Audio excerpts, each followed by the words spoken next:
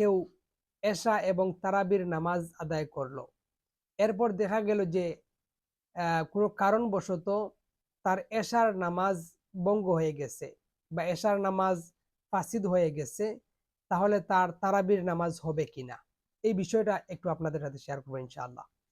আর এটা শেয়ার করব একটা আমার হাতে একটা কিতাব, এটা হচ্ছে আল জাওহারাতুন নাইয়িরা।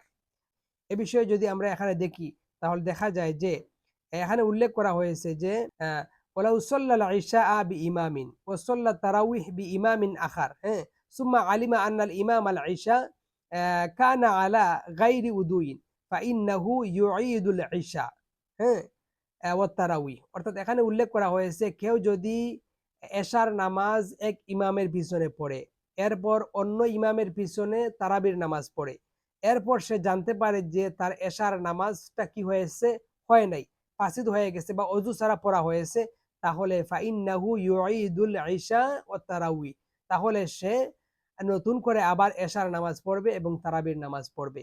অর্থাৎ এরকম যদি এশা এবং তারাবির নামাজ পড়ার পর দেখা যায় যে এশার নামাজ ফাসিদ হয়ে গেছে, নষ্ট হয়ে গেছে, তাহলে তাকে নতুন করে আবার তারাবির নামাজ এবং এশার নামাজ পড়তে হবে, এছাড়া তার নামাজ জায়েজ হবে না, তার তারাবির নামাজ আদায় হবে না। সুতরাং এই হচ্ছে মূল বিষয়টা। সুতরাং আমরা এই বিষয়গুলো জানার চেষ্টা করব এবং এই বিষয়গুলো অনুযায়ী আমরা আমল করার চেষ্টা করব, এবং বিশেষ করে আমরা যারা তারাবির নামাজ পড়বো, আমরা যেন এশার নামাজের সাথে তারাবির নামাজ পড়ি। আল্লাহ তাআলা আমাদেরকে এই বিষয়গুলো বোঝার তৌফিক দান করেন, আমিন। আসসালামু আলাইকুম রহমতুল্লাহি ওয়া বারাকাতুহু।